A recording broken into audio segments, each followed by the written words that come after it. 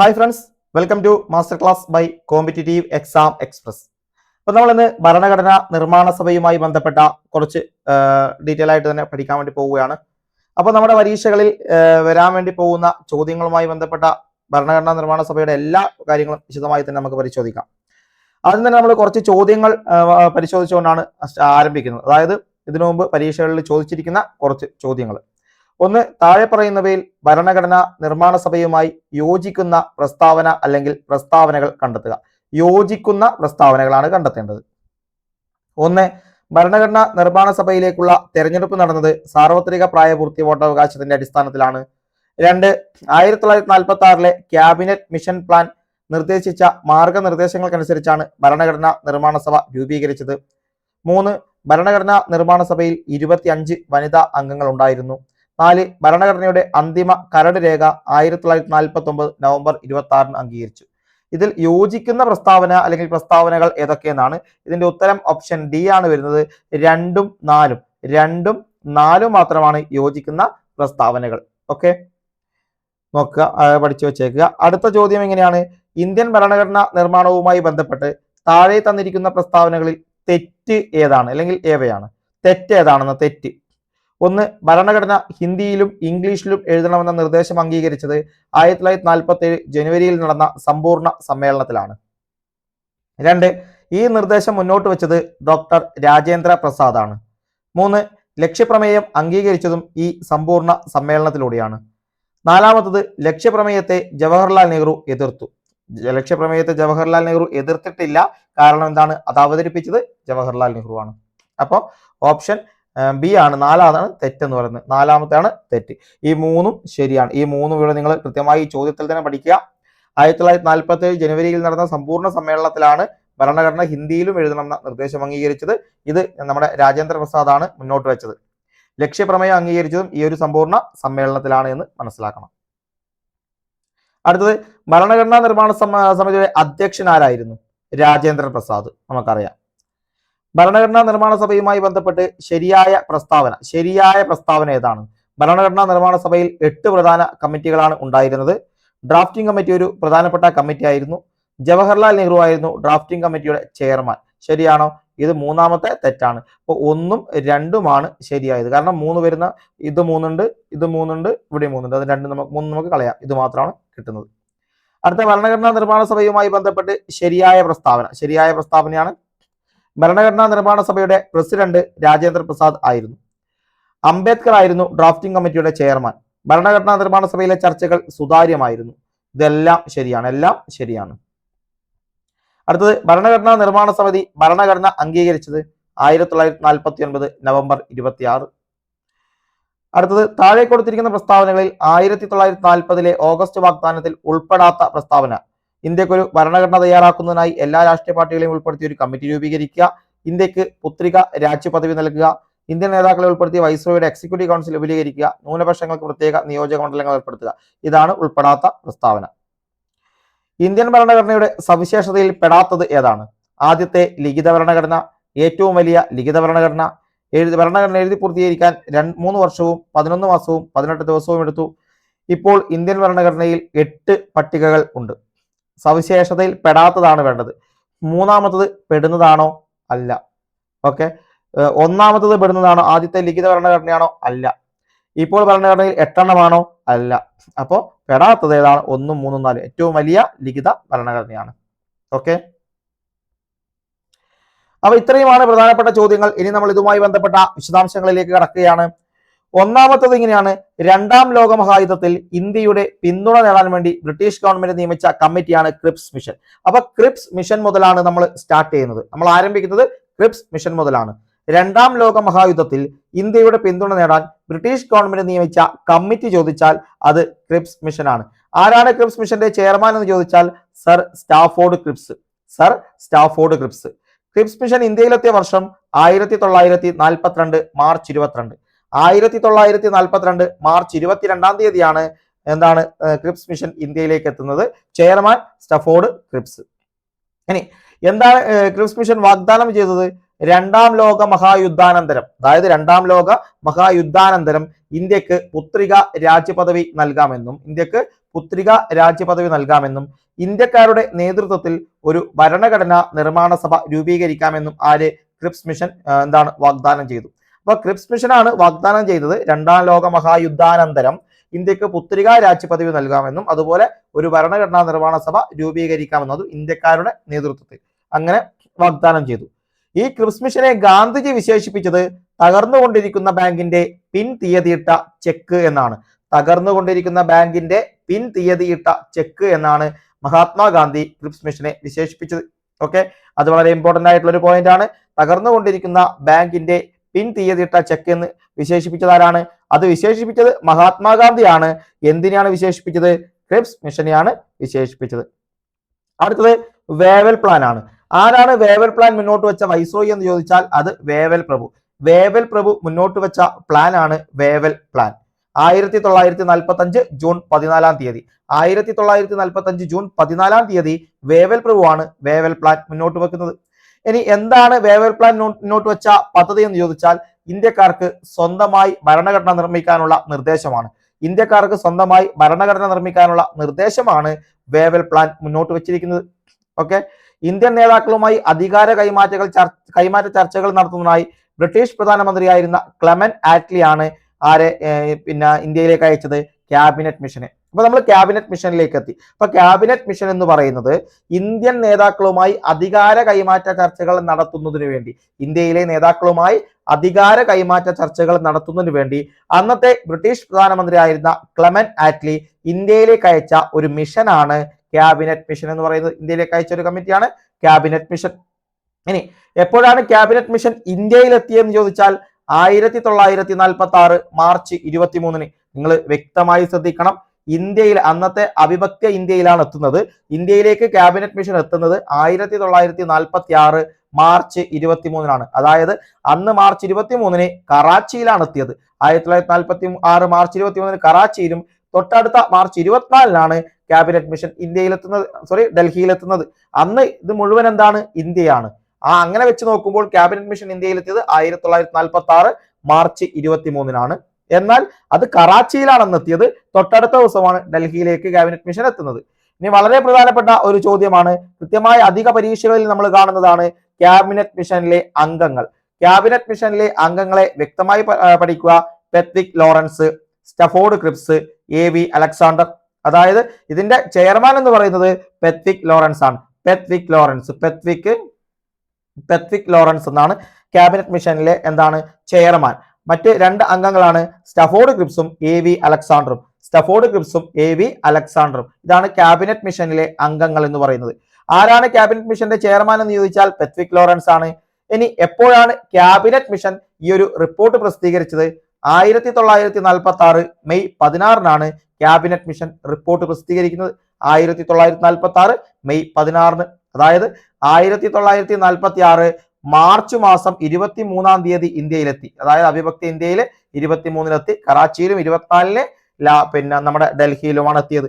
അപ്പൊ 46 മാർച്ച് 23 എത്തിയിട്ട് 46 May 16 cabinet mission report പ്രസിദ്ധീകരിക്കുന്നത്. ഇനി എന്തൊക്കെയാണ് ക്യാബിനറ്റ് മിഷന്റെ പ്രധാന ശുപാർശകൾ എന്ന് നോക്കാം. 1. ഇടക്കാല ദേശീയ ഗവൺമെന്റ് രൂപീകരിക്കുക. 2. ഭരണഘടന തയ്യാറാക്കാൻ ഒരു ഭരണഘടനാ നിർമ്മാണ സഭ സ്ഥാപിക്കുക. ഇന്ത്യയുടെ സ്വാതന്ത്ര്യ പ്രഖ്യാപനം എത്രയും പെട്ടെന്ന് നടപ്പിലാക്കുക. ഇത് 3 ക്യാബിനറ്റ് മിഷന്റെ പ്രധാന നിർദ്ദേശങ്ങൾ എന്ന് മനസ്സിലാക്കുക. 1. ഇടക്കാല ദേശീയ ഗവൺമെന്റ് രൂപീകരിക്കുക. 2. ഭരണഘടന തയ്യാറാക്കാൻ ഒരു ഭരണഘടനാ നിർമ്മാണ സഭ സ്ഥാപിക്കുക. 3. ഇന്ത്യയുടെ സ്വാതന്ത്ര്യ പ്രഖ്യാപനം എത്രയും പെട്ടെന്ന് നടപ്പിലാക്കുക എന്നതായിരുന്നു. ഓക്കെ, ഇനി ഈ ക്യാബിനറ്റ് മിഷന്റെ നിർദ്ദേശം അനുസരിച്ചാണ് ഇന്ത്യയിൽ ആദ്യമായി ഒരു ഇടക്കാല ഗവൺമെന്റ് രൂപീകൃതമാകുന്നത്. ക്യാബിനറ്റ് മിഷന്റെ നിർദ്ദേശപ്രകാരം, അതായത് 1946 മെയ് 16 നിർദ്ദേശങ്ങൾ സമർപ്പിക്കുന്നത്. ഈ ഒരു നിർദ്ദേശപ്രകാരമാണ് ഇന്ത്യയിൽ ഒരു ഇടക്കാല ഗവൺമെന്റ് രൂപീകരിക്കുന്നത്. ഈ ഇടക്കാല ഗവൺമെന്റ് രൂപീകരിച്ചത് 46 സെപ്റ്റംബർ 2 1946 സെപ്റ്റംബർ 2 തീയതിയാണ് ഇന്ത്യയിൽ ആദ്യമായി ഒരു ഇടക്കാല ഗവൺമെന്റ് രൂപീകരിക്കുന്നത്. ഈ ഇടക്കാല ഗവൺമെന്റിന്റെ പ്രസിഡന്റ് എന്ന് പറയുന്നത് അന്നത്തെ വൈസ്രോയി ആയിരുന്ന വേവൽ പ്രഭുവാണ്. അന്ന് വൈസ്രോയി ആയിരുന്ന വേവൽ പ്രഭുവാണ് ഇന്ത്യയിലെ ക്യാബിനറ്റ് മിഷന്റെ നിർദ്ദേശപ്രകാരം ഇന്ത്യയിൽ രൂപീകരിച്ച ഇടക്കാല ഗവൺമെന്റിന്റെ president. Vice president Jawaharlal Nehru. Vice president ആയിട്ട് ജവഹർലാൽ നെഹ്റുവിനെയും തെരഞ്ഞെടുത്തു. ഓക്കെ, ഇത് രണ്ടും ഇടക്കാല ഗവൺമെന്റ് ആണ്. 1946 സെപ്റ്റംബർ 1-നാണ് സെപ്റ്റംബർ 2-നാണ് എന്ത് ഇടക്കാല ഗവൺമെന്റ് രൂപീകരിക്കുന്നത്. ആ ഇടക്കാല ഗവൺമെന്റ് സെപ്റ്റംബറിൽ രൂപീകരിച്ചു. ആ ഇടക്കാല ഗവൺമെന്റിന്റെ പ്രസിഡന്റ് വേവൽ പ്രഭുവും ഇടക്കാല ഗവൺമെന്റിന്റെ വൈസ് പ്രസിഡന്റ് ജവഹർലാൽ നെഹ്റുവും. ഓക്കെ, ഇനി മൗണ്ട് ബാറ്റൺ പ്ലാൻ ഉണ്ട്. കൃത്യമായി നമ്മൾ പഠിച്ചു വെക്കേണ്ട, നമുക്ക് അറിഞ്ഞിരിക്കേണ്ട ഒരു പ്ലാനാണ് മൗണ്ട് ബാറ്റൺ പ്ലാൻ എന്ന് പറയുന്നത്. അതായത് ഇന്ത്യയെ വിഭജിക്കുന്നതിനും സ്വാതന്ത്ര്യം നൽകുന്നതിനുമായി മൗണ്ട് ബാറ്റൺ തയ്യാറാക്കിയ പദ്ധതിയാണ് മൗണ്ട് ബാറ്റൺ പ്ലാൻ എന്നറിയപ്പെടുന്നത്.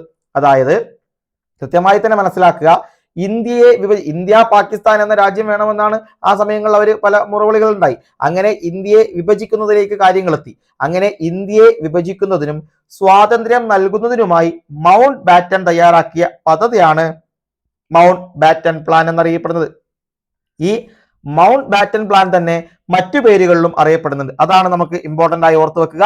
അതായത് മൗണ്ട് ബാറ്റൺ പ്ലാൻ അറിയപ്പെടുന്ന പേരുകളാണ് June third plan, Balkan plan, Dickie Bird plan. June third plan, Balkan plan, Dickie Bird plan എന്നിങ്ങനെ അറിയപ്പെടുന്നത് മൗണ്ട് ബാറ്റൺ പ്ലാൻ ആണ്. ഓക്കെ, അതുപോലെ മൗണ്ട് ബാറ്റൺ പദ്ധതി തയ്യാറാക്കാൻ അദ്ദേഹത്തെ സഹായിച്ച വ്യക്തിയാണ് VP മേനോൻ. മൗണ്ട് ബാറ്റൺ പദ്ധതി തയ്യാറാക്കാൻ വേണ്ടി മൗണ്ട് ബാറ്റനെ സഹായിച്ച വ്യക്തിയാണ് മലയാളി കൂടിയായ VP മേനോൻ. വാപ്പാല പങ്കുണ്ണി മേനോൻ എന്നാണ് VP മേനോന്റെ മുഴുവൻ പേര്. ഓർത്തു വെക്കുക, മൗണ്ട് ബാറ്റൺ പദ്ധതി തയ്യാറാക്കാൻ അദ്ദേഹത്തെ സഹായിച്ചത് VP മേനോൻ ആണ്. മൗണ്ട് ബാറ്റൺ പദ്ധതി പ്രകാരം നിലവിൽ വന്ന ആക്ട് ആണ് 1947 Indian independence act. 1947 Indian independence act Mountbatten പദ്ധതി പ്രകാരം നിലവിൽ വന്നതാണ്.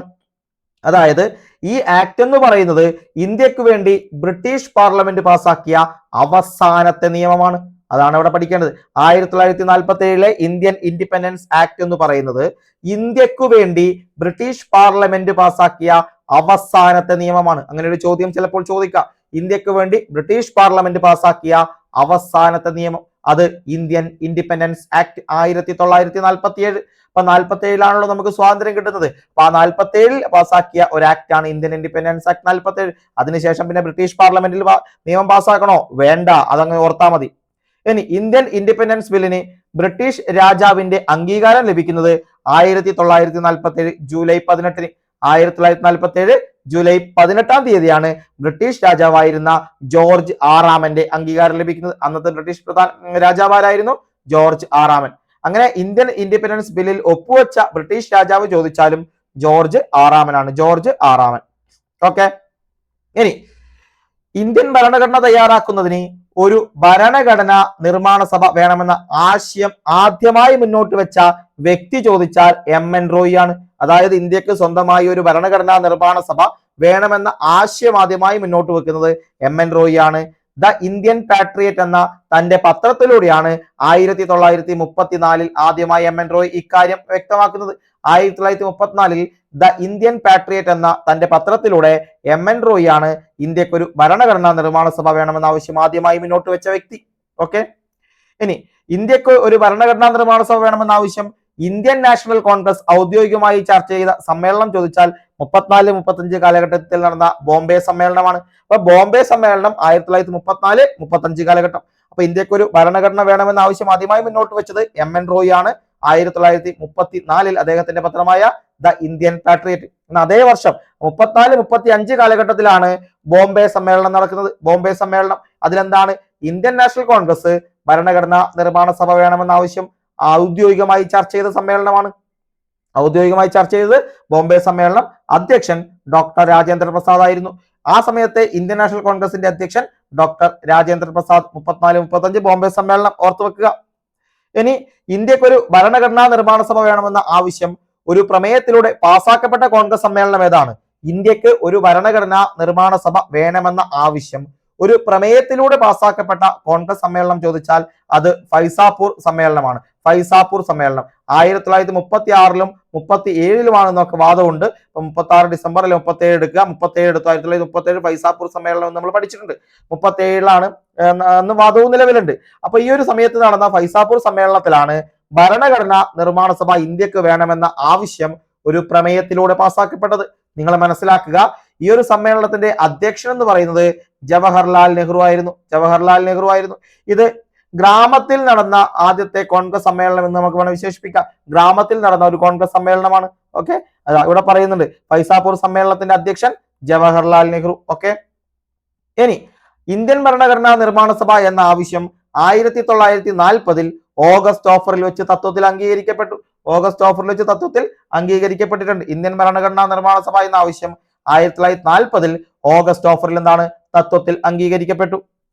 ഇനി ആരാണ് ഇന്ത്യൻ ഭരണഘടന തയ്യാറാക്കിയത് എന്ന് ചോദിച്ചാൽ, ഇന്ത്യൻ ഭരണഘടന തയ്യാറാക്കിയത് ഭരണഘടനാ നിർമ്മാണ സഭയാണ് ഇന്ത്യയുടെ ഭരണഘടന തയ്യാറാക്കിയത്. ഭരണഘടനാ നിർമ്മാണ സഭ രൂപീകൃതമാകാൻ കാരണമായ ദൗത്യം എന്ന് പറയുന്നത് ക്യാബിനറ്റ് മിഷൻ. ഭരണഘടനാ നിർമ്മാണ സഭ രൂപീകൃതമാകാൻ കാരണമായ ദൗത്യം ക്യാബിനറ്റ് മിഷൻ. ഭരണഘടനാ നിർമ്മാണ സഭ രൂപീകൃതമായത് 1946 നവംബറിലാണ്. ഭരണഘടനാ നിർമ്മാണ സഭ രൂപീകൃതമായത് 1946 നവംബർ. ഇനി തെരഞ്ഞെടുക്കപ്പെട്ട അംഗങ്ങളും നാമനിർദ്ദേശം ചെയ്യപ്പെട്ട അംഗങ്ങളും അടങ്ങുന്നതായിരുന്നു ഇന്ത്യയുടെ ഭരണഘടനാ നിർമ്മാണ സഭ. തെരഞ്ഞെടുക്കപ്പെട്ട അംഗങ്ങളും നാമനിർദ്ദേശം ചെയ്യപ്പെട്ട അംഗങ്ങളും അടങ്ങുന്നതായിരുന്നു ഇന്ത്യയുടെ ഭരണഘടനാ നിർമ്മാണ സഭ. ഓക്കെ, ഇനി രൂപീകൃതമാകുമ്പോൾ ഭരണഘടനാ നിർമ്മാണ സഭയിലെ അംഗങ്ങളുടെ എണ്ണം 389. കൃത്യമായി മനസ്സിലാക്കുക, രൂപീകൃതമാകുമ്പോൾ അതായത് ഭരണഘടനാ നിർമ്മാണ സഭ രൂപീകൃതമാകുമ്പോൾ അതിലെ അംഗങ്ങളുടെ എണ്ണം എന്ന് പറയുന്നത് 389 ആയിരുന്നു. 389, കാരണം ഇത് 1946 ഓക്കെ, 389. ഭരണഘടനാ നിർമ്മാണ സഭയിലെ തെരഞ്ഞെടുക്കപ്പെട്ട അംഗങ്ങളുടെ എണ്ണം 296. അതായത് 389 296 എന്താണ് തെരഞ്ഞെടുക്കപ്പെട്ട അംഗങ്ങളാണ്. തെരഞ്ഞെടുക്കപ്പെട്ട അംഗങ്ങൾ 296 3 18 9, അതായത് 93 പേരെന്താണ് അല്ലാതെ, അതായത് എന്താണ് നാമനിർദ്ദേശം ചെയ്യപ്പെട്ടവരാണ് എന്ന് മനസ്സിലാക്കുക. അതായത് 296 പേർ തെരഞ്ഞെടുക്കപ്പെട്ടവർ, 93 പേർ അല്ലാത്തവർ. നിങ്ങൾ മനസ്സിലാക്കുക, 11 ബ്രിട്ടീഷ് ഇന്ത്യൻ പ്രവിശ്യകളിൽ നിന്ന് 292 പേർ, 11 ബ്രിട്ടീഷ് ഇന്ത്യൻ പ്രവിശ്യകളിൽ നിന്ന് 292 പേരും 4 പേര് ചീഫ് കമ്മീഷണർമാരുടെ പ്രവിശ്യകളിൽ നിന്നുമാണ്. അങ്ങനെയാണ് 296 വരുന്നത്. അതായത് 389 അംഗങ്ങളിൽ നിന്ന് 11 ബ്രിട്ടീഷ് ഇന്ത്യൻ പ്രവിശ്യകളിൽ നിന്ന് 292 പേരും തെരഞ്ഞെടുക്കപ്പെട്ടു. ചീഫ് കമ്മീഷണർമാരുടെ പ്രവിശ്യകളിൽ നിന്ന് 4 പേരും തെരഞ്ഞെടുക്കപ്പെട്ടു. അങ്ങനെയാണ് 296 പേർ. ഓക്കെ, ബ്രിട്ടീഷ് ഇന്ത്യൻ പ്രവിശ്യകളിൽ നിന്നും ഭരണഘടനാ നിർമ്മാണ സഭയിലേക്ക് നടന്ന തെരഞ്ഞെടുപ്പിൽ ഭൂരിപക്ഷം നേടിയ പാർട്ടിയാണ് 82% സീറ്റുകളുടെ കോൺഗ്രസ്, അതായത് 208 സീറ്റുകൾ. മുസ്ലിം ലീഗിന് 73 സീറ്റും മറ്റുള്ളവർ 15 സീറ്റും നേടി. മുസ്ലിം ലീഗ് എന്താണ് 73 സീറ്റ്, മറ്റുള്ളവർ 15 സീറ്റ്. ഇങ്ങനെയാണ് ആ ഒരു തെരഞ്ഞെടുക്കപ്പെട്ടത്. ഏറ്റവും അധികം അംഗങ്ങൾ തെരഞ്ഞെടുക്കപ്പെട്ട പ്രവിശ്യ യുണൈറ്റഡ് പ്രൊവിൻസ് ആണ്. യുണൈറ്റഡ് പ്രൊവിൻസിൽ നിന്ന് 55 പേരാണ് തെരഞ്ഞെടുക്കപ്പെട്ടത്. ഏറ്റവും അധികം അംഗങ്ങൾ തെരഞ്ഞെടുക്കപ്പെട്ടത് യുണൈറ്റഡ് പ്രൊവിൻസിൽ നിന്നാണ് 55 പേർ. ഭരണഘടനാ നിർമ്മാണ സഭയിൽ നാട്ടുരാജ്യങ്ങളിൽ നിന്നുള്ള അംഗങ്ങളുടെ എണ്ണം 93. നാട്ടുരാജ്യങ്ങളിൽ നിന്നുള്ള അംഗങ്ങളുടെ എണ്ണം 93. ഓക്കെ, ഇനി നമ്മൾ ഇത്ര നേരം പറഞ്ഞു ഇന്ത്യ വിഭജനത്തിന് മുന്നെയാണ് 389 എന്ന് പറയുന്നത്. ഇന്ത്യ വിഭജിക്കുന്നതിന് 1946 ഭരണഘടനാ നിർമ്മാണ സഭ രൂപീകൃതമാകുന്നത്. ആ സമയത്ത് 389 അംഗങ്ങളാണ് ഉണ്ടായിരുന്നത്. എന്നാൽ ഇന്ത്യ വിഭജന ശേഷം പാകിസ്ഥാൻ പ്രദേശത്ത് ഉൾപ്പെട്ട അംഗങ്ങൾ പിരിഞ്ഞു പോയതോടുകൂടി ഭരണഘടനാ നിർമ്മാണ സഭയിലെ അംഗസംഖ്യ 389 എന്നതിൽ നിന്ന് 299 ആയി. 389 നിന്ന് 299 ആയി. ഓക്കെ, അവിടെ എന്ന് വെച്ചാൽ എത്രയാണ്? 90 പേരെന്താണ് കുറഞ്ഞു. 90 പേര് കുറഞ്ഞു. അതാണ് അവിടെ മനസ്സിലാക്കേണ്ടത്. ഭരണഘടനാ നിർമ്മാണ സഭയിലെ തെരഞ്ഞെടുക്കപ്പെട്ട അംഗങ്ങളുടെ എണ്ണം 296 നിന്ന് 229 അതായത് 296 തെരഞ്ഞെടുക്കപ്പെട്ടിരുന്നു, എന്നാൽ അതിൽ നിന്ന് 229 എന്താണ് അത് കുറഞ്ഞു. അതുപോലെ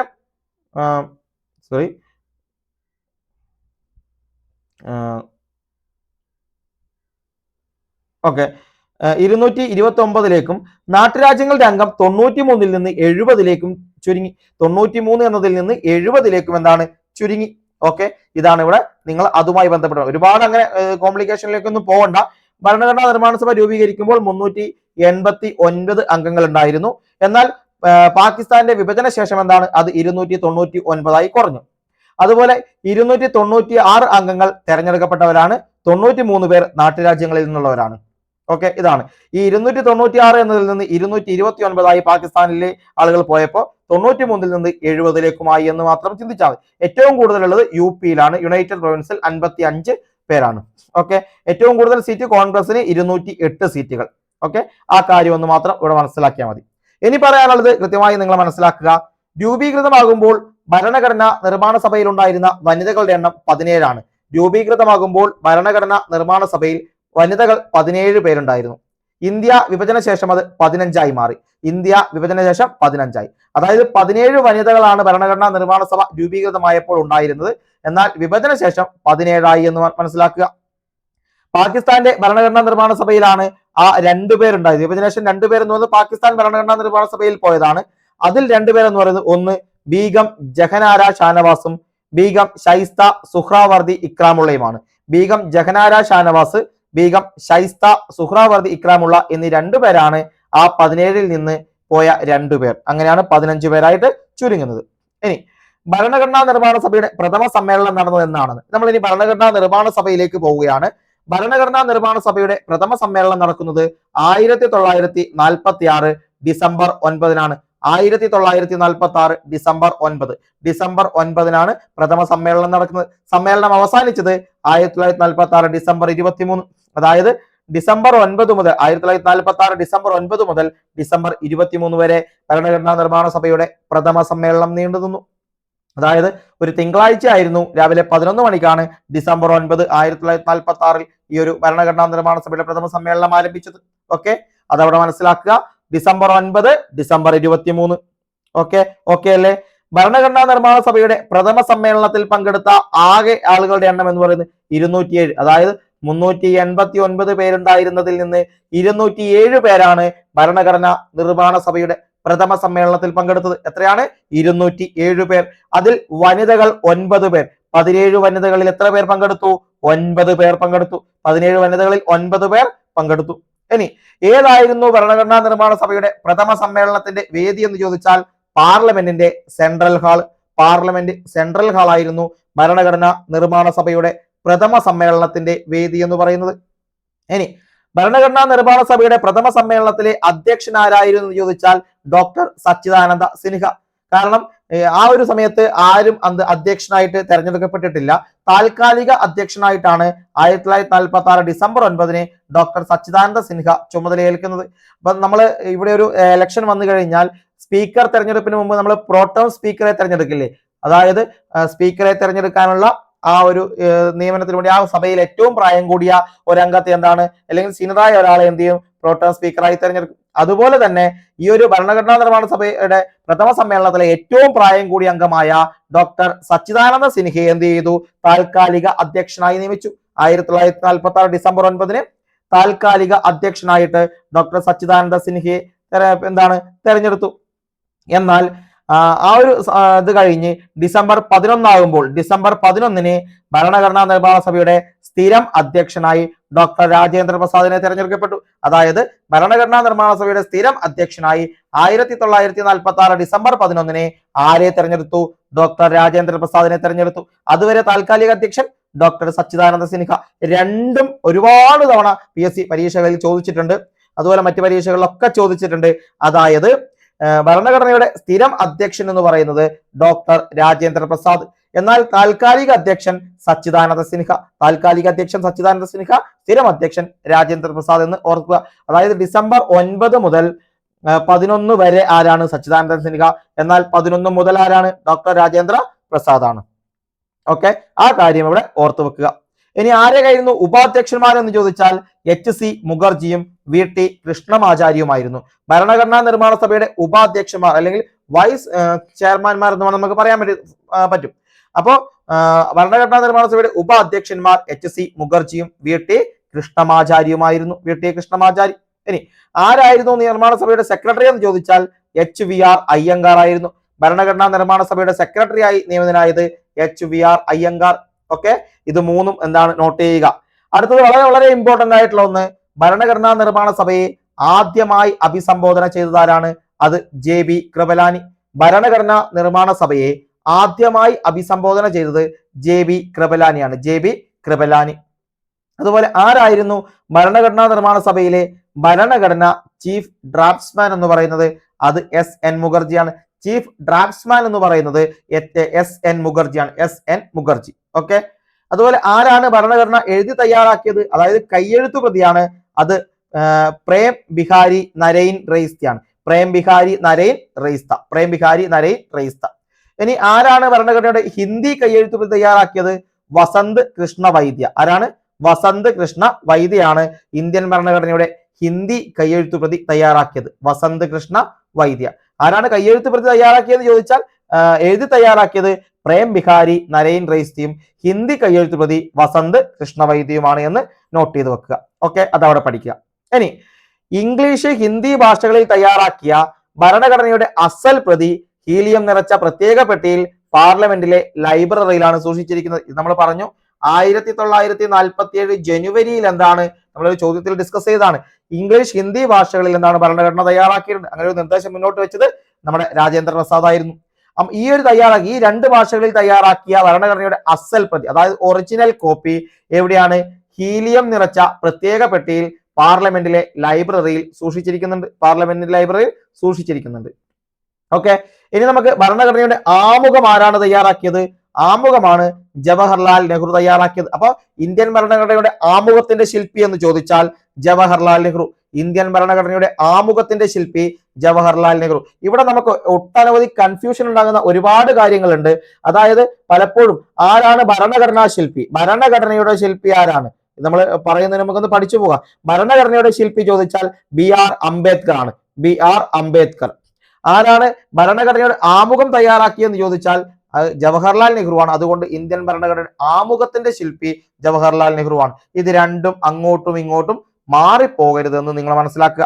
ഇനി 1946 ഡിസംബർ 13-ന് 1946 ഡിസംബർ 13-ന് നെഹ്റു അവതരിപ്പിക്കുകയും ജവഹർലാൽ നെഹ്റു അവതരിപ്പിക്കുകയും 1947 ജനുവരി 22-ന് അസംബ്ലി ഭരണഘടനാ നിർമ്മാണ സഭ അംഗീകരിക്കുകയും ചെയ്ത ഒബ്ജക്റ്റീവ് പ്രമേയം അല്ലെങ്കിൽ ഒബ്ജക്റ്റീവ് റെസല്യൂഷൻ ആണ് ഭരണഘടനയുടെ ആമുഖമായി പിന്നീട് മാറിയത്. കൃത്യമായി മനസ്സിലാക്കുക. ഭരണഘടനയുടെ പ്രഥമ സമ്മേളനത്തിൽ 1946 ഡിസംബർ 13-ാം തീയതി ജവഹർലാൽ നെഹ്റു എന്ത് ചെയ്തു? ഒരു ഒബ്ജക്റ്റീവ് പ്രമേയം അവതരിപ്പിച്ചു. അത് 1947 ജനുവരി 22-ന് നമ്മുടെ ഭരണഘടനാ നിർമ്മാണ സഭ അംഗീകരിക്കുകയും അത് പിന്നീട് ഇന്ത്യയുടെ ഭരണഘടനയുടെ ആമുഖമായി മാറുകയുമാണ് ചെയ്തത്. ഓക്കെ, അതവിടെ പഠിച്ചു വെക്കുക. ഇനി ആരാണ് ഭരണഘടനയുടെ കവർ പേജ് അല്ലെങ്കിൽ ലേ ഔട്ട് തയ്യാറാക്കിയത് എന്ന് ചോദിച്ചാൽ നന്ദലാൽ ബോസ് ആണ്. കവർ പേജ് അതുപോലെ ലേ ഔട്ട് തയ്യാറാക്കിയത് നന്ദലാൽ ബോസ്. ഭരണഘടനയുടെ കവർ പേജ് തയ്യാറാക്കിയതും ലേ ഔട്ട് തയ്യാറാക്കിയതും നന്ദലാൽ ബോസ്. ഇനി ഭരണഘടനാ നിർമ്മാണ സഭയിലെ ആംഗ്ലോ ഇന്ത്യൻ പ്രതിനിധികൾ ആരൊക്കെയായിരുന്നു? ഒന്ന് Frank Anthony, SH Prater, MVN Collins. അതിന് വലിയ പ്രാധാന്യമില്ല, എന്നാലും ഒന്ന് ഓർത്ത് വെച്ചാൽ മതി. അതുപോലെ പാഴ്സി പ്രതിനിധികൾ ചോദിച്ചാൽ HP Modi, RK സിധവ, MR Masani. HP Modi, RK സിധവ, MR Masani. അഥവാ ചോദിച്ചാൽ മാത്രമേ ഉള്ളൂ. അതുപോലെ ഭരണഘടനാ നിർമ്മാണ സഭയിൽ ഗൂർഖ വിഭാഗത്തിൽ നിന്ന് ദാംബർ സിംഗ് ഗുരുങ് ആണ്. ദാംബർ സിംഗ് ഗുരുങ്. ഓക്കെ. ഇനി ഇന്ത്യയുടെ നിയമനിർമ്മാണ സഭ, അതായത് ഭരണഘടനാ നിർമ്മാണ സഭ എന്ന് പറയുന്നത് ഇന്ത്യയുടെ നിയമനിർമ്മാണ സഭയായി മാറിയതെന്നാണ്. അതായത് 1946 ഡിസംബർ 9-ാം തീയതി ഇന്ത്യയുടെ ഭരണഘടനാ നിർമ്മാണ സഭയുടെ പ്രഥമ സമ്മേളനം ആരംഭിച്ചു. ഈ ഭരണഘടനാ നിർമ്മാണ സഭ എപ്പോഴാണ് പിന്നീട് ഇന്ത്യയുടെ നിയമനിർമ്മാണ സഭയായി മാറിയതെന്ന് ചോദിച്ചാൽ ഇന്ത്യക്ക് സ്വാതന്ത്ര്യം കിട്ടിയ ആ സമയം മുതൽ 1947 ഓഗസ്റ്റ് 14-ന് അർദ്ധരാത്രി മുതൽ 1947 ഓഗസ്റ്റ് 14-ന് അർദ്ധരാത്രി മുതൽ ഇന്ത്യയുടെ നിയമനിർമ്മാണ സഭയായി എന്തു മാറി? ഭരണഘടനാ നിർമ്മാണ സഭ മാറി. ഇന്ത്യയുടെ ഭരണഘടനാ നിർമ്മാണ സഭ ഇന്ത്യയുടെ നിയമനിർമ്മാണ സഭയായി മാറി. ഇനി ഒരു നിയമനിർമ്മാണ സഭ എന്ന നിലയ്ക്ക് ഇത്രനാളും ഭരണഘടനാ നിർമ്മാണ സഭയായിരുന്നു. എന്നാൽ ഒരു നിയമനിർമ്മാണ സഭ എന്ന നിലയ്ക്ക് ഭരണഘടനാ നിർമ്മാണ സഭ ആദ്യമായി സമ്മേളിച്ചത് 1947 നവംബർ 17-നാണ്. 1947 നവംബർ 17-ന് ഒരു നിയമനിർമ്മാണ സഭ എന്ന നിലയിൽ എന്താണ് ഭരണഘടനാ നിർമ്മാണ സഭയുടെ ആദ്യ സഭ സമ്മേളിച്ചു. ഈ സമ്മേളനത്തിൽ സ്പീക്കറായി GV മാവുലങ്കരെ തിരഞ്ഞെടുത്തു. ഈ ഒരു 1947 നവംബർ 17 സ്പീക്കറായിട്ട് ആരെ GV മാവുലങ്കരെ തെരഞ്ഞെടുക്കുന്നത്, GV മാവുലങ്കരെ. ഇനി എപ്പോഴാണ് ഭരണഘടന സ്വീകരിക്കപ്പെട്ടത് എന്ന് ചോദിച്ചാൽ 1949 നവംബർ 26. കൃത്യമായി നോട്ട് ചെയ്യുക. ഒരു കാരണവശാലും മറന്നു പോകാൻ പാടില്ല. ഒരു കാരണവശാലും മറന്നു പോകാൻ പാടില്ലാത്ത ഒരു ഡേറ്റ്, ഒരിക്കലും മറക്കാൻ പാടില്ലാത്ത ഒരു ഡേറ്റ്, ഇന്ത്യൻ ഭരണഘടന സ്വീകരിക്കപ്പെട്ടതെന്ന് 1949 നവംബർ 26. നമ്മുടെ ഭരണഘടനയുടെ ആമുഖത്തിൽ പരാമർശിച്ചിട്ടുള്ള ഒരേ ഒരു വർഷവും ഒരേ ഒരു മാസവും ഒരേ ഒരു തീയതിയും എന്ന് പറയുന്നത് ഈ ഒരു തീയതിയാണ്. ഇന്ത്യയുടെ ഭരണഘടന സ്വീകരിക്കപ്പെട്ട തീയതി, ഇന്ത്യയുടെ ഭരണഘടന സ്വീകരിക്കപ്പെട്ട തീയതി 1949 നവംബർ 26. ഇന്ത്യയുടെ ഭരണഘടനാ ദിനം, ഇന്ത്യയുടെ നിയമദിനവും ഇന്ത്യയുടെ ഭരണഘടനാ ദിനവുമാണ് നവംബർ 26. 1949 നവംബർ 26 ഇന്ത്യയുടെ ഭരണഘടനാ ദിനവും നിയമദിനവുമാണ്. കാരണം 1949 നവംബർ 26 ഇന്ത്യയുടെ ഭരണഘടന സ്വീകരിക്കപ്പെട്ടത്. ഇനി ഇന്ത്യയുടെ ഭരണഘടനാ നിർമ്മാണ സഭയുടെ അവസാന സമ്മേളനം നടന്നത് 1950 ജനുവരി 24 ഭരണഘടനാ നിർമ്മാണ സഭയുടെ അവസാന സമ്മേളനം 1950 ജനുവരി 24 നടന്നു. കാരണം 26 ഇന്ത്യ റിപ്പബ്ലിക് ആവും. ഓക്കെ, ഭരണഘടനാ നിർമ്മാണ സഭയിലെ അംഗങ്ങൾ ഭരണഘടനയിൽ ഒപ്പുവെച്ചതും ആ അവസാനം നടന്ന സമ്മേളനത്തിലാണ്. 1950 ജനുവരി 24 നടന്ന സമ്മേളനത്തിലാണ് ഭരണഘടനാ നിർമ്മാണ സഭയിലെ അംഗങ്ങൾ മുഴുവൻ ഒപ്പുവെച്ചത്. ഓക്കെ, ഒപ്പുവെച്ചത് 1950 ജനുവരി 24. ഭരണഘടനയിൽ ഒപ്പുവെച്ചത് 284 പേരാണ്. 299 പേരിൽ 284 പേർ എന്താണ് ഭരണഘടനയിൽ ഒപ്പുവെച്ചു. 284 പേർ ഒപ്പുവെച്ചു. എപ്പോഴാണ് ഭരണഘടന ഔദ്യോഗികമായി നിലവിൽ വന്നതെന്ന് ചോദിച്ചാൽ 1950 ജനുവരി 26. ഇവിടെ നിങ്ങൾക്ക് കൺഫ്യൂഷൻ ഒന്നും വേണ്ട. ഭരണഘടനാ നിർമ്മാണ സഭ സ്വീകരിച്ചതാണ് 1949 നവംബർ 26. ഭരണഘടനാ നിർമ്മാണ സഭ സ്വീകരിക്കപ്പെട്ടു, അതായത് ഭരണഘടനയെ സ്വീകരിച്ചു, ഇതൊക്കെയാണ് എന്ന് പറഞ്ഞ് സ്വീകരിച്ചു 1949 നവംബർ 26. എന്നാൽ ഭരണഘടന ഔദ്യോഗികമായി നിലവിൽ വന്നത് 1950 ജനുവരി 26 ഇന്ത്യ റിപ്പബ്ലിക്കായി. അതാണ് ഇന്ത്യ റിപ്പബ്ലിക് ആയത് ആ ഒരു 50 ജനുവരി 26 ജനുവരി 26 റിപ്പബ്ലിക് ദിനമായി ആഘോഷിക്കുന്നു. നമ്മൾ പറഞ്ഞു നവംബർ 26 ദേശീയ നിയമദിനമായി ആചരിക്കുന്നു, അതുപോലെ തന്നെ ഭരണഘടന ദിനമായിട്ടും ആചരിക്കുന്നുണ്ട്. അതവിടെ മനസ്സിലാക്കുക. ഇനി എന്തുകൊണ്ടാണ് ജനുവരി 26 റിപ്പബ്ലിക് ദിനമായി തെരഞ്ഞെടുത്തത് എന്ന് ചോദിച്ചാൽ, എന്തുകൊണ്ടാണ് ജനുവരി 26 റിപ്പബ്ലിക് ദിനമായി തെരഞ്ഞെടുത്തത്? അതിന് ഉത്തരം നമുക്കിവിടെ പറയാം. 1929 ലാഹോർ സമ്മേളനം, അതായത് 1929 ഡിസംബർ 31 അർദ്ധരാത്രി ലാഹോർ കോൺഗ്രസ് സമ്മേളനത്തിൽ പാസാക്കിയ പൂർണ്ണ സ്വരാജ്യ തീരുമാനം ഉണ്ടായിരുന്നു. അതായത് ലാഹോർ ജവഹർലാൽ നെഹ്റുവിന്റെ അധ്യക്ഷതയിൽ നടന്ന 1929 ലാഹോർ കോൺഗ്രസ് സമ്മേളനത്തിൽ ഇന്ത്യ എന്താണ് പൂർണ്ണ സ്വരാജായി ആഘോഷിക്കാൻ തീരുമാനിച്ചു. പൂർണ്ണ സ്വരാജ് എന്താണ് തീരുമാനം ആഘോഷിച്ചു. ഇതിന്റെ ഭാഗമായി ഒന്നാം സ്വാതന്ത്ര്യ ദിനം ജനുവരി 30 1930 ജനുവരി 26 ആയി ആഘോഷിക്കാൻ വേണ്ടി തീരുമാനിച്ചു. ഓക്കെ, 1929 ഡിസംബർ 31 അർദ്ധരാത്രി ലാഹോർ കോൺഗ്രസ് സമ്മേളനത്തിൽ പാസാക്കിയ പൂർണ്ണ സ്വരാജ് തീരുമാനത്തെ തുടർന്ന് 1930 ജനുവരി 26 ഇന്ത്യയുടെ ഒന്നാം സ്വാതന്ത്ര്യ ദിനമായി ആഘോഷിച്ചു. ജനുവരി 26 ഇന്ത്യയുടെ ഒന്നാം സ്വാതന്ത്ര്യ ദിനമായി. ഇതിന്റെ ഓർമ്മയ്ക്കായാണ് ജനുവരി 26 റിപ്പബ്ലിക് ദിനമായി തെരഞ്ഞെടുത്തത്.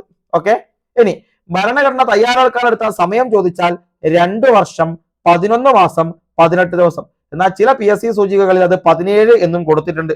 ഓക്കെ, അതായത് 2 വർഷം 11 മാസം 18 ദിവസം, 2 വർഷം 11 മാസം 18 ദിവസം, ചില ഇതിൽ 17 ദിവസം എന്നും കൊടുത്തിട്ടുണ്ട്. ഇത് രണ്ടും ഒന്നിച്ച് വരില്ല എന്ന് മനസ്സിലാക്കുക. ഓക്കെ, ഇതാണ് അതിന്റെ ഇത്. ഇനി അടുത്തത്, എത്രയാണ് ഭരണഘടനാ നിർമ്മാണത്തിന് ചെലവായത്? 64 ലക്ഷം രൂപയാണ് ഭരണഘടനയുടെ നിർമ്മാണത്തിന് വേണ്ടി ചെലവായത്. ഇനി എത്ര സെക്ഷനുകൾ, അതായത് മൊത്തം 11 സെക്ഷനുകളിലായി, ഭരണഘടനാ നിർമ്മാണ സഭ ആകെ 165 ദിവസം സമ്മേളിച്ചു. 165 ദിവസം 11 സെക്ഷനുകളായി സമ്മേളിച്ചു. ഇതിൽ 114 ദിവസം ഭരണഘടന ഡ്രാഫ്റ്റ് തയ്യാറാക്കാനായിട്ടാണ് വിനിയോഗിച്ചത്. 114 ദിവസം ഭരണഘടനയുടെ ഡ്രാഫ്റ്റ് തയ്യാറാക്കാൻ വേണ്ടിയാണ് വിനിയോഗിച്ചത്. ഇനി 1949 നവംബർ 26 തന്നെ നിലവിൽ വന്ന അനുച്ഛേദങ്ങൾ ചോദിച്ചാൽ, പൗരത്വം, ഇലക്ഷൻ, പ്രൊവിഷണൽ പാർലമെന്റ് എന്നിങ്ങനെയുള്ള വ്യവസ്ഥകൾ അടങ്ങുന്ന ആർട്ടിക്കിളുകളായ 5, 6, 7, 8, 9, 60, 324, 366, 367, 379, 380, 388, 391, 392, 393, 394 എന്നീ ആർട്ടിക്കിൾ എന്നാണ് നവംബർ 26 തന്നെ നിലവിൽ വന്നു. മറ്റ് വ്യവസ്ഥകൾ അടങ്ങുന്ന അനുച്ഛേദങ്ങൾ 50 ജനുവരി 26 നിലവിൽ വന്നത്. ഇനി ഭരണഘടന നിലവിൽ വന്ന സമയത്ത് 395 ആർട്ടിക്കിൾ അല്ലെങ്കിൽ അനുച്ഛേദങ്ങൾ ഉണ്ടായിരുന്നു. ഭരണഘടന നിലവിൽ വന്ന സമയത്ത് 395 അനുച്ഛേദങ്ങൾ അല്ലെങ്കിൽ ആർട്ടിക്കിളുകളും 8 പട്ടികകളും 22 ഭാഗങ്ങളും അല്ലെങ്കിൽ പാർട്സും ഉണ്ടായിരുന്നു. അതായത് എന്താണ് 395 ആർട്ടിക്കിൾ, അതുപോലെ 8 പട്ടികകൾ, 22 ഷെഡ്യൂളുകൾ, 22 പട്ടികകൾ, 22 ഭാഗങ്ങൾ. ഓക്കെ, ഇങ്ങനെയായിരുന്നു. എന്നാൽ നിലവിൽ 470+ അനുച്ഛേദങ്ങളും 12 പട്ടികകളും 25 ഭാഗങ്ങളുമാണുള്ളത്. അതായത് നിലവിൽ 470ഓളം അനുച്ഛേദങ്ങളും 12 പട്ടികകളും 25ഓളം ഭാഗങ്ങളുമാണ് ഭരണഘടനയിലുള്ളത്.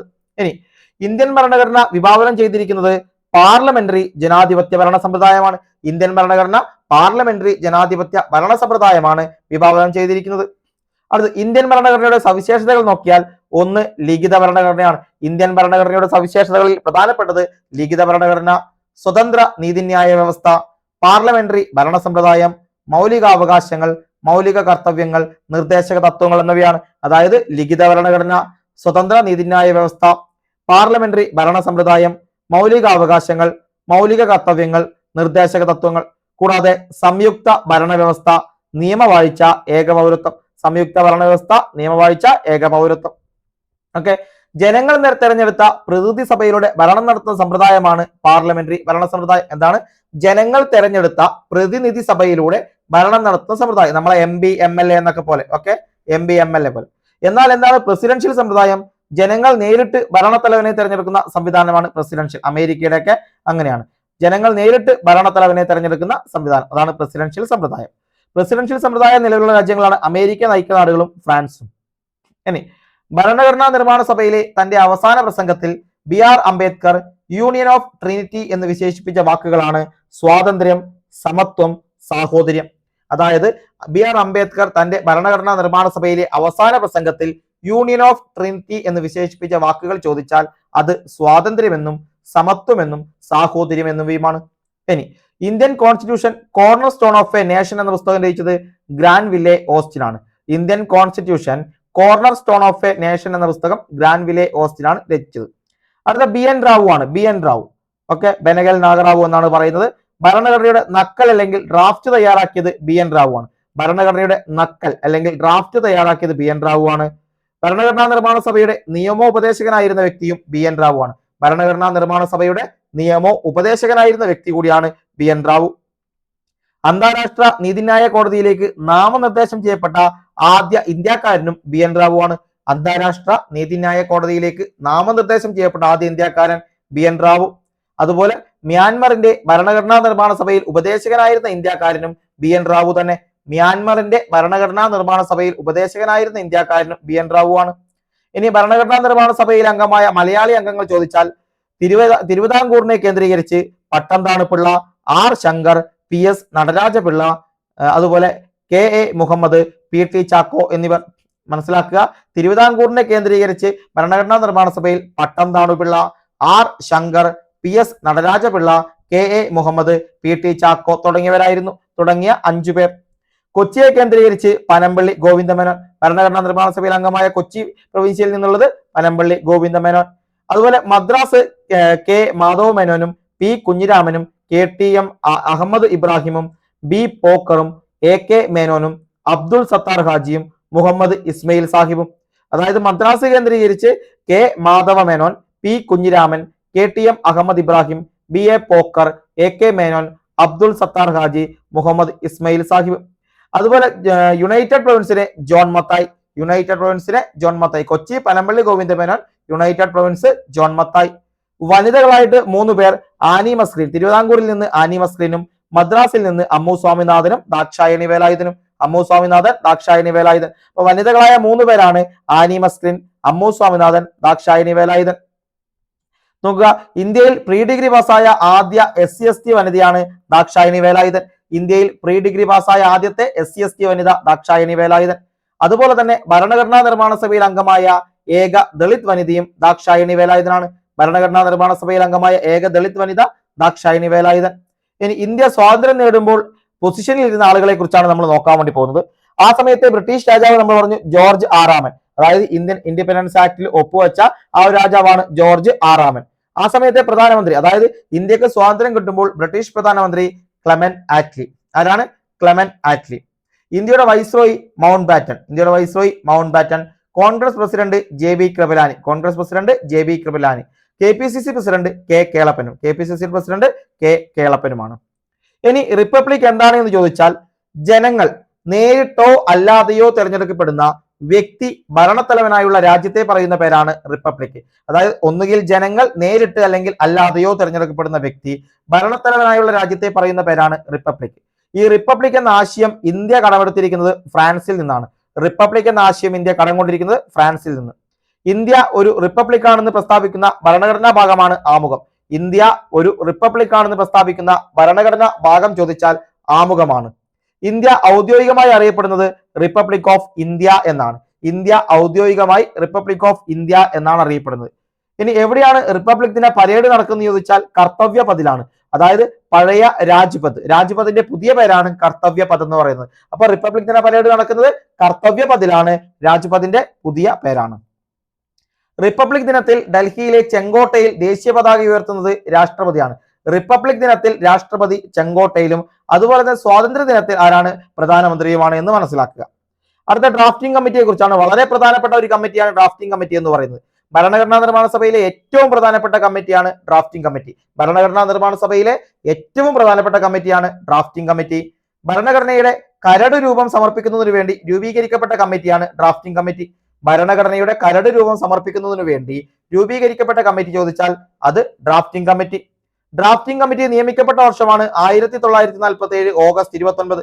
ഡ്രാഫ്റ്റിംഗ് കമ്മിറ്റി നിയമിക്കപ്പെട്ടത് 1947 ഓഗസ്റ്റ് 29. ഡ്രാഫ്റ്റിംഗ് കമ്മിറ്റിയിൽ ഉണ്ടായിരുന്ന അംഗങ്ങളുടെ എണ്ണം 7 ആണ്. ഡ്രാഫ്റ്റിംഗ് കമ്മിറ്റിയിൽ ഉണ്ടായിരുന്ന അംഗങ്ങളുടെ എണ്ണം 7. ഡ്രാഫ്റ്റിംഗ് കമ്മിറ്റിയുടെ ചെയർമാൻ BR അംബേദ്കർ ആയിരുന്നു. ആരാണ്?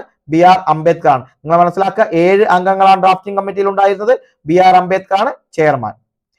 ഭരണഘടനയുടെ ആദ്യ ഡ്രാഫ്റ്റ് തയ്യാറാക്കപ്പെട്ടത് 1942 ഫെബ്രുവരിയിലാണ്. 1942 ഫെബ്രുവരിയിൽ ഇന്ത്യൻ ഭരണഘടനയുടെ ആദ്യത്തെ ഡ്രാഫ്റ്റ് തയ്യാറാക്കി. തുടർന്ന് ഇന്ത്യയിലെ ജനങ്ങൾക്ക് ഡ്രാഫ്റ്റിനെ കുറിച്ചുള്ള നിർദ്ദേശങ്ങളും വിമർശനങ്ങളും അറിയിക്കാൻ 8 മാസത്തെ സമയം നൽകി. 1942 ഫെബ്രുവരിയിൽ ആദ്യ ഡ്രാഫ്റ്റ് തയ്യാറാക്കി. തുടർന്ന് അതിനെക്കുറിച്ച് ജനങ്ങൾക്ക് നിർദ്ദേശങ്ങളും വിമർശനങ്ങളും അറിയിക്കാൻ 8 മാസത്തെ സമയം നൽകി. പൊതുജനങ്ങളുടെ നിർദ്ദേശങ്ങൾക്കനുസരിച്ച് പരിഷ്കരിച്ച രണ്ടാം ഡ്രാഫ്റ്റ് 1948 ഒക്ടോബറിൽ പുറത്തിറക്കി. 1948 ഒക്ടോബറിൽ രണ്ടാമത്തെ ഡ്രാഫ്റ്റ് പുറത്തിറക്കി. ഇന്ത്യൻ ഭരണഘടനയുടെ അവസാന ഡ്രാഫ്റ്റ് അംബേദ്കർ ആദ്യമായി ഭരണഘടനാ നിർമ്മാണ സഭയിൽ അവതരിപ്പിച്ചത് 1948 നവംബർ 4-നാണ്. അതായത് ഒന്നാമത്തെ വായനയ്ക്കായി, ഫസ്റ്റ് റീഡിങ്ങിന് വേണ്ടി ഇന്ത്യൻ ഭരണഘടനയുടെ അവസാന ഡ്രാഫ്റ്റ് അംബേദ്കർ ആദ്യമായി ഭരണഘടനാ നിർമ്മാണ സഭയിൽ അവതരിപ്പിച്ചു 1948 നവംബർ 4-ന്. ഭരണഘടനയുടെ രണ്ടാമത്തെ വായന അല്ലെങ്കിൽ സെക്കൻഡ് റീഡിംഗ് 1949 ഒക്ടോബർ 17-ന് പൂർത്തിയായി. രണ്ടാം റീഡിംഗ് ഒക്ടോബർ 17 1949 പൂർത്തിയായി. മൂന്നാമത്തേതും അവസാനത്തേതുമായ റീഡിംഗ് 1949 നവംബർ 14-ന് തുടങ്ങി നവംബർ 26-ന് അവസാനിച്ചു. അന്നത് സ്വീകരിക്കപ്പെട്ടു. ഇനി ഡ്രാഫ്റ്റിംഗ് കമ്മിറ്റിയിലെ അംഗങ്ങൾ ചോദിച്ചാൽ നമ്മൾ പറഞ്ഞു 7 പേരാണെന്ന്. 7 പേരാണ് നമ്മൾ പറഞ്ഞ അംഗങ്ങൾ. അത് ഒന്ന് BR Ambedkar chairman, KM Munshi, Muhammad Saadulla, Alladi Krishnaswamy അയ്യറും N ഗോപാലസ്വാമി അയ്യങ്കാറും, അതുപോലെ DP ഗെയ്ത്താനും BL മിത്തറും. ഇത്ര പേരാണ് ഭരണഘടനാ നിർമ്മാണസഭയിലല്ല ഡ്രാഫ്റ്റിംഗ് കമ്മിറ്റിയിൽ ഉണ്ടായിരുന്ന അംഗങ്ങൾ. ഭരണഘടന തയ്യാറാക്കാനായി രൂപം കൊണ്ട ഡ്രാഫ്റ്റിംഗ് കമ്മിറ്റിയിൽ ഉണ്ടായിരുന്ന അംഗങ്ങളാണ് BR Ambedkar chairman, KM Munshi, Muhammad Saadulla, Alladi Krishnaswamy Iyer, N Gopalaswami Iyengar, DP Khaitan, BL Mitter. നോക്കുക, ഇതിൽ എന്ത് ചെയ്തു? DP ഗെയ്ത്താൻ എന്തായി? ഗെയ്ത്താൻ മരണപ്പെട്ടു. DP ഗെയ്ത്താൻ മരണപ്പെട്ടതോടെ പകരം TT കൃഷ്ണമാചാരിയെ അതിൽ ഉൾപ്പെടുത്തി. DP ഗെയ്ത്താൻ മരണപ്പെട്ടതോടുകൂടി TT കൃഷ്ണമാചാരിയെ ഉൾപ്പെടുത്തി. BL മിത്തർ രാജിവെച്ചതോടെ പകരം N മാധവറാവും പിന്നീട് ഡ്രാഫ്റ്റിംഗ് കമ്മിറ്റിയിൽ അംഗമായിട്ടുണ്ട്.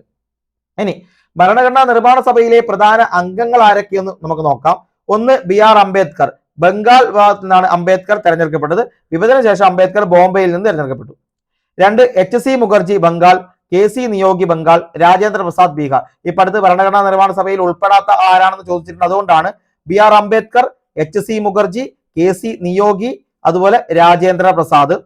സച്ചിദാനന്ദ Sinha, JB Kripalani, Jawaharlal Nehru, Radhakrishnan, doctor S Radhakrishnan, Sardar Patel, KM Munshi, TT Krishnamachari. ഈ പേരുകളൊന്ന് വ്യക്തമായി ഓർത്തു വെക്കുക. Ambedkar, HC Mukherjee, KC Niyogi, Rajendra Prasad. Sachchidananda Sinha, JB Kripalani, Jawaharlal Nehru, Radhakrishnan, Sardar Patel, KM Munshi, Krishnamachari, TT Krishnamachari എന്ന് ഓർത്തു വെക്കുക. അതുപോലെ വനിതാ പ്രതിനിധികളുടെ എണ്ണം 15 ആയിരുന്നു. അതിൽ അമ്മു സ്വാമിനാഥൻ, ദാക്ഷായണി വേലായുധൻ, ദുർഗാബായി ദേശ്മുഖ്, ആനി മസ്ക്രിൻ. അമ്മു സ്വാമിനാഥൻ, ദാക്ഷായണി വേലായുധൻ, ദുർഗാബായി ദേശ്മുഖ്, ആനി മസ്ക്രിൻ, ഹസ്ന ജിവ്രാജ് മേത്ത, മാലതി ചൗധരി, സുജേത കൃപലാനി, വിജയലക്ഷ്മി പണ്ഡിറ്റ്, പൂർണിമ ബാനർജി, കമല ചൗധരി, ബീഗം ഐസാസ് റസൽ, സരോജിനി നായിഡു, രാജ്കുമാരി അമൃത് കീർ, രേണുക റോയ്, ലീല നാഗ്. ഇതിൽ നിന്നാണ് കഴിഞ്ഞ പരീക്ഷയിൽ ചോദിച്ചിട്ടുണ്ട്. ഇതിൽ ഉൾപ്പെടാത്ത കമല ചൗധരിയൊക്കെ തന്നിട്ട് ചോദിച്ചിട്ടുണ്ട്. അപ്പൊ അതിൽ ഒന്നുകൂടെ നോക്കുക. 15 വനിതകളാണ്. അമ്മു സ്വാമിനാഥൻ, ദാക്ഷായണി വേലായുധൻ, ദുർഗാബായി ദേശ്മുഖ്, ആനി മസ്ക്രിൻ, ഹസ്ന ജിവ്രാജ് മേത്ത, മാലതി ചൗധരി, സുജേത കൃപലാനി, വിജയലക്ഷ്മി പണ്ഡിറ്റ്, പൂർണിമ ബാനർജി. കമല ചൗധരി, ബീഗം ഐസാസ് റസൽ, സരോജിനി നായിഡു, രാജ്കുമാരി അമൃത് കൗർ, അതുപോലെ രേണുക റോയ്, ലീല നാഗ്. ഇനി ഭരണഘടനാ നിർമ്മാണ സഭയിലെ പ്രധാന കമ്മിറ്റികളെയാണ് നോക്കുന്നത്. 8 മേജർ കമ്മിറ്റികളും ചില മൈനർ കമ്മിറ്റികളും, അങ്ങനെ ആകെ 22 അടങ്ങുന്നതായിരുന്നു ഭരണഘടനാ നിർമ്മാണ സഭ. പ്രധാനപ്പെട്ടത് drafting committee, BR Ambedkar chairman. അതുപോലെ തന്നെ യൂണിയൻ പവേഴ്സ് കമ്മിറ്റി. നിങ്ങൾ നോക്കുക, ഇനി പറയുന്നത് 3 എണ്ണം ജവഹർലാൽ നെഹ്റുവുമായി ബന്ധപ്പെട്ടാണ്. Union powers committee, union constitution committee, States committee. നമ്മുടെ പ്രധാനമന്ത്രിയാണ് ആദ്യത്തെ ജവഹർലാൽ നെഹ്റു. അതുകൊണ്ട് തന്നെ അദ്ദേഹമാണ് യൂണിയന്റെ ഒരു പവർ കൈവശം വെച്ചിട്ടുണ്ട്, യൂണിയൻ പവേഴ്സ് കമ്മിറ്റി. അതുപോലെ തന്നെ ഭരണഘടനയുടെ മൊത്തത്തിലുള്ള ഒരു ഇതും കൂടി അദ്ദേഹത്തിന്റെ കയ്യിലാണ്. അപ്പൊ യൂണിയൻ കോൺസ്റ്റിറ്റ്യൂഷൻ കമ്മിറ്റി, പിന്നെ സ്റ്റേറ്റ് സംസ്ഥാനങ്ങളുടെ ചുമതല അദ്ദേഹത്തിനാണ് ചിന്തിക്കുക. അങ്ങനെ state committee, union powers committee, union constitution committee, States committee. ഇവിടെ സ്റ്റേറ്റ് എന്ന് പറയുന്നത് സംസ്ഥാനങ്ങളല്ല, ഇന്ത്യ എന്ന് പറയുന്ന ആ ഒരു ഇതിനാണ് സ്റ്റേറ്റ് എന്നതുകൊണ്ട് അർത്ഥമാക്കുന്നത്. ഓക്കെ. അടുത്ത provincial constitution committee Sardar Patel ആണ്. Provincial constitution committee Sardar Patel. Advisory committee on fundamental rights, minorities, tribal and excluded ഏരിയാസും സർദാർ വല്ലഭായ് പട്ടേലാണ്. അതായത് പ്രൊവിൻഷ്യൽ കോൺസ്റ്റിറ്റ്യൂഷൻ കമ്മിറ്റി, അതുപോലെ തന്നെ committee on fundamental rights, minorities, tribal and excluded areas എന്ന് പറയുന്നതും സർദാർ വല്ലഭായ് പട്ടേൽ. ഫണ്ടമെന്റൽ റൈറ്റ്സിന്റെ സബ് കമ്മിറ്റി JB കൃപലാനി, മൈനോറിറ്റീസിന്റെ സബ് കമ്മിറ്റി HC മുഖർജി എന്നിങ്ങനെയാണ്. അതുപോലെ north east front tribal areas and Assam excluded and partially excluded areas sub committee Gopinath Bardoloi. അതുപോലെ excluded and partially excluded areas Assam ഒഴികെയുള്ളത് AV താക്കൂറിനാണ് sub committee. അടുത്തത് Rajendra Prasad. Rules of procedure committee Rajendra Prasad ആണ്.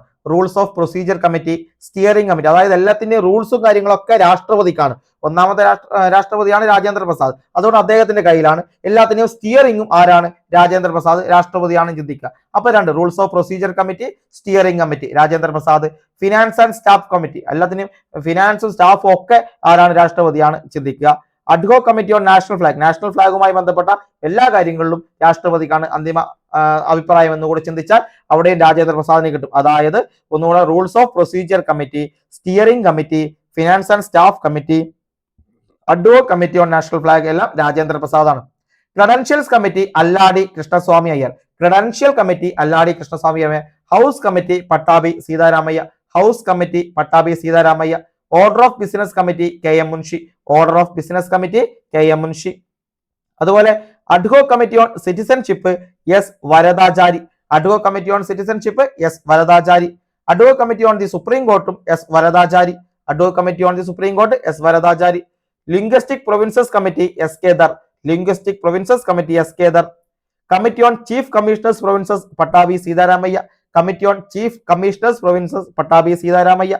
Press gallery committee Ushanath Sen. Committee on the functions of the constituent assembly JV Mavalankar. Committee on the functions of the constituent assembly JV Mavalankar. Special committee to examine the draft constitution Alladi Krishnaswami. Special committee to examine the draft constitution Alladi Krishnaswamy Ayyar. Language committee Moturi Satyanarayana. Expert committee on the financial provisions of the union constitution Nalini Ranjan Sarkar. ഇങ്ങനെ. ഇനി അടുത്തത് വളരെ പ്രധാനപ്പെട്ട India ഭരണഘടനയിൽ കടം വാങ്ങിയവയാണ്. Indian ഭരണഘടനയിൽ കടം വാങ്ങിയവ, അതായത് ലോകത്തെ വിവിധ രാജ്യങ്ങളുടെ ഭരണഘടനയിൽ നിന്ന് ക്രിയാത്മകമായ അംശങ്ങൾ കൂട്ടിച്ചേർത്താണ് ഇന്ത്യയുടെ ഭരണഘടന തയ്യാറാക്കിയത്. അതിനാൽ ഇന്ത്യൻ ഭരണഘടനയെ കടം കൊണ്ട ഭരണഘടന അല്ലെങ്കിൽ ബോറോഡ് കോൺസ്റ്റിറ്റ്യൂഷൻ എന്നാണ് വിളിക്കുന്നത്. ഇന്ത്യൻ ഭരണഘടനയെ കടം കൊണ്ട ഭരണഘടന അല്ലെങ്കിൽ ബോറോഡ് കോൺസ്റ്റിറ്റ്യൂഷൻ എന്ന് വിളിക്കുന്നു. എന്നാൽ ഇന്ത്യൻ ഭരണഘടന ഏറ്റവും കൂടുതൽ കടപ്പെട്ടിരിക്കുന്നത് government of India act 1935 India ഏറ്റവും കൂടുതൽ കടപ്പെട്ടിരിക്കുന്നത് ഗവൺമെന്റ് ഓഫ് ഇന്ത്യ ആക്ട് 1935 നോക്കാം. ഗവർണർ പദവി ഗവൺമെന്റ് ഓഫ് ഇന്ത്യ ആക്ട് 1935 നിന്നെടുത്താണ് ഗവർണർ പദവി. അതുപോലെ പബ്ലിക് സർവീസ് കമ്മീഷനും 1935 government of India act, governor പദവി, പബ്ലിക് സർവീസ് കമ്മീഷൻ. അതുപോലെ ഫെഡറൽ കോടതി എന്ന ആശയവും government of India act 1935 federal കോടതി. അതുപോലെ അടിയന്തരാവസ്ഥയും എടുത്തിരിക്കുന്നത് 1935 ഗവൺമെന്റ് ഓഫ് ഇന്ത്യ ആക്ട് അടിയന്തരാവസ്ഥ. എന്നാൽ അടിയന്തരാവസ്ഥ അടിയന്തരാവസ്ഥ കാലത്ത് മൗലികാവകാശങ്ങൾ റദ്ദ് ചെയ്യുന്നത് ജർമ്മനിയിൽ നിന്നാണ്. അടിയന്തരാവസ്ഥ കാലത്ത് മൗലികാവകാശങ്ങൾ റദ്ദ് ചെയ്യുന്നത് ജർമ്മനി അല്ലെങ്കിൽ വെയ്മർ ഭരണഘടനയിൽ നിന്നാണ് എന്ന് മനസ്സിലാക്കുക. അടിയന്തരാവസ്ഥ എടുത്തിരിക്കുന്നത് 1935 ഗവൺമെന്റ് ഓഫ് ഇന്ത്യ ആക്ട് ആണ്. എന്നാൽ അടിയന്തരാവസ്ഥ കാലത്ത് മൗലിക അവകാശങ്ങൾ റദ്ദ് ചെയ്യുന്നത് ജർമ്മനി അല്ലെങ്കിൽ വെയ്മർ ഭരണഘടന. അതുപോലെ മൗലികാവകാശങ്ങൾ അമേരിക്കയാണ്. മൗലികാവകാശങ്ങൾ ആമുഖം അമേരിക്ക, സ്വതന്ത്ര നീതിന്യായ വ്യവസ്ഥ അമേരിക്ക, ജുഡീഷ്യൽ റിവ്യൂ അമേരിക്ക, രാഷ്ട്രപതിയുടെ ഇംപീച്ച്മെന്റ് അമേരിക്ക, ലിഖിത ഭരണഘടന America, vice president America, supreme കോടതി അമേരിക്ക. ഓക്കെ, ഇത്രയും ഇവിടെ അമേരിക്കയാണ്. ഒന്നുകൂടെ മനസ്സിലാക്കുക, മൗലിക അവകാശങ്ങളും ആമുഖവും, മൗലിക അവകാശവും ആമുഖവും അമേരിക്കയാണ്. സ്വതന്ത്ര നീതിന്യായ വ്യവസ്ഥ അമേരിക്കയാണ്. ജുഡീഷ്യൽ റിവ്യൂ അമേരിക്കയാണ്. രാഷ്ട്രപതിയുടെ ഇംപീച്ച്മെന്റ് അമേരിക്കയാണ്. ലിഖിത ഭരണഘടന അമേരിക്കയാണ്. വൈസ് പ്രസിഡന്റ് അമേരിക്കയാണ്. സുപ്രീം കോടതി അമേരിക്കയാണ് എന്ന് മനസ്സിലാക്കുക. എന്നാൽ മൗലിക കടമകൾ റഷ്യ, പഞ്ചവത്സര പദ്ധതികൾ റഷ്യ. മൗലിക കടമകളും പഞ്ചവത്സര പദ്ധതികളും റഷ്യ. മൗലിക കടമകളും പഞ്ചവത്സര പദ്ധതികളും റഷ്യ. അടുത്ത് പാർലമെന്ററി ജനാധിപത്യം ബ്രിട്ടനാണ്. ഏക പൗരത്വം ബ്രിട്ടനാണ്. നിയമവാഴ്ച ബ്രിട്ടനാണ്. പാർലമെന്ററി ജനാധിപത്യം ബ്രിട്ടനാണ്. ഏക പൗരത്വം ബ്രിട്ടനാണ്. നിയമവാഴ്ച ബ്രിട്ടനാണ്. ക്യാബിനറ്റ് സമ്പ്രദായം ബ്രിട്ടനാണ്. പാർലമെന്റിലാണ് ക്യാബിനറ്റ് സമ്പ്രദായം ബ്രിട്ടനാണ്. രാഷ്ട്രത്തലവന് നാമമാത്രമായ അധികാരം ബ്രിട്ടനാണ്. രാഷ്ട്രത്തലവന് നാമമാത്രമായ അധികാരം ബ്രിട്ടനാണ്. റിട്ടുകൾ ബ്രിട്ടനാണ്. ദ്വിമണ്ഡലസഭ ബ്രിട്ടനാണ്. ദ്വിമണ്ഡലസഭ ബ്രിട്ടനാണ്. തെരഞ്ഞെടുപ്പ് സംവിധാനം എടുത്തിരിക്കുന്നത് ബ്രിട്ടനിൽ നിന്നാണ്. തെരഞ്ഞെടുപ്പ് സംവിധാനം ബ്രിട്ടനാണ്. കൂട്ടുത്തരവാദിത്തം ബ്രിട്ടനാണ്. കൂട്ടുത്തരവാദിത്തം ബ്രിട്ടനാണ്. CAG ബ്രിട്ടനാണ്. CAG എടുത്തിരിക്കുന്നത് ബ്രിട്ടനിൽ നിന്നാണ്. സ്പീക്കർ എന്ന് തെരഞ്ഞെടുത്തത് ബ്രിട്ടനാണ്. Speaker Britain. കേവല ഭൂരിപക്ഷ വ്യവസ്ഥയും ബ്രിട്ടനാണ്. കേവല ഭൂരിപക്ഷ വ്യവസ്ഥ ബ്രിട്ടൻ. ഒന്നുകൂടി നമുക്ക് ഓടിച്ചു പോയി കഴിഞ്ഞാൽ പാർലമെന്ററി ജനാധിപത്യം, ഏക പൗരത്വം, നിയമവാഴ്ച, ക്യാബിനറ്റ് സമ്പ്രദായം, രാഷ്ട്രതലവന് നാമമാത്രമായ അധികാരം, റിട്ടുകൾ, ദ്വിമണ്ഡലസഭ, തെരഞ്ഞെടുപ്പ് സംവിധാനം, കൂട്ടുത്തരവാദിത്തം, അതുപോലെ CAG, പിന്നീട് സ്പീക്കർ, അതുപോലെ കേവല ഭൂരിപക്ഷ വ്യവസ്ഥ എന്നിങ്ങനെ ബ്രിട്ടനിൽ നിന്നാണ്. എന്നാൽ ഫെഡറൽ സംവിധാനം കാനഡ, അവശിഷ്ടാധികാരവും കാനഡ. ഫെഡറൽ സംവിധാനവും അവശിഷ്ടാധികാരവും കാനഡ. അതുപോലെ തന്നെ എന്താണ് യൂണിയൻ അല്ലെങ്കിൽ സ്റ്റേറ്റ് ലിസ്റ്റുകളും കാനഡ. ഫെഡറൽ സംവിധാനം, അവശിഷ്ടാധികാരം, യൂണിയൻ അല്ലെങ്കിൽ സ്റ്റേറ്റ് ലിസ്റ്റ് എന്നിവ കാനഡയിൽ നിന്നാണ്. എന്നാൽ കൺകറന്റ് ലിസ്റ്റും പാർലമെന്റിന്റെ സംയുക്ത സമ്മേളനവും വ്യവസായ വാണിജ്യങ്ങൾക്കുള്ള സ്വാതന്ത്ര്യവും ഓസ്ട്രേലിയയാണ്. കൺകറന്റ് ലിസ്റ്റ് ഓസ്ട്രേലിയ, പാർലമെന്റ് സംയുക്ത സമ്മേളനം ഓസ്ട്രേലിയ, വ്യവസായ വാണിജ്യങ്ങൾക്കുള്ള സ്വാതന്ത്ര്യം ഓസ്ട്രേലിയ. എന്നാൽ നിയമപ്രകാരം സ്ഥാപിതമായ നടപടിക്രമങ്ങൾ ജപ്പാനാണ്. ജപ്പാൻ. ഇനി അടുത്തത് അയർലൻഡിലേക്ക് വന്നാൽ മാർഗനിർദ്ദേശക തത്വങ്ങൾ അയർലൻഡാണ്. രാഷ്ട്രപതി തെരഞ്ഞെടുപ്പ് അയർലൻഡാണ്. രാജ്യസഭയിലേക്ക് രാഷ്ട്രപതിയുടെ നാമനിർദ്ദേശം ചെയ്യുന്നതും അയർലൻഡാണ്. മാർഗനിർദ്ദേശക തത്വങ്ങൾ, പ്രസിഡന്റ് തെരഞ്ഞെടുപ്പ്, രാജ്യസഭയിലേക്ക് രാഷ്ട്രപതി നാമനിർദ്ദേശം ചെയ്യുന്നു എന്നിവ അയർലൻഡാണ്. എന്നാൽ ഭരണഘടനാ ഭേദഗതിയും രാജ്യസഭാംഗങ്ങളുടെ തെരഞ്ഞെടുപ്പും ദക്ഷിണാഫ്രിക്ക. ഭരണഘടനാ ഭേദഗതി ദക്ഷിണാഫ്രിക്കയാണ്. രാജ്യസഭാ അംഗങ്ങളുടെ തെരഞ്ഞെടുപ്പും ദക്ഷിണാഫ്രിക്കയാണ്. ഫ്രാൻസിലേക്ക് വന്നാൽ റിപ്പബ്ലിക്കും ഫ്രാൻസ് ആണ്. സ്വാതന്ത്ര്യം, സമത്വം, സാഹോദര്യം എന്നിവയും ഫ്രാൻസ് ആണ്. റിപ്പബ്ലിക് ഫ്രാൻസ്, സ്വാതന്ത്ര്യം, സമത്വം, സാഹോദര്യം തുടങ്ങിയവയും ഫ്രാൻസ് ആണ് എന്ന് മനസ്സിലാക്കുക. ഓക്കെ, അപ്പൊ ഇത്രയും കാര്യങ്ങളാണ് പ്രധാനമായും നമുക്ക് നമ്മുടെ ഭരണഘടനാ നിർമ്മാണ സഭയുമായി ബന്ധപ്പെട്ട് ഡിസ്കസ് ചെയ്തത്. അപ്പോൾ വളരെ ഇമ്പോർട്ടന്റ് ആയ ഒരു ചാപ്റ്റർ ആണ്. ഒട്ടനവധി പോയിന്റുകൾ ഇവിടെ നിന്ന് പരീക്ഷയ്ക്ക് കടന്നു വരുന്നുണ്ട്. അതുകൊണ്ട് തന്നെ കൃത്യമായി പഠിച്ച് മുന്നോട്ട് പോകാൻ വേണ്ടി ശ്രമിക്കുക. ഓക്കെ, മറ്റൊരു നല്ല വീഡിയോയുമായി നമുക്ക് വീണ്ടും കാണാം. Okay, by.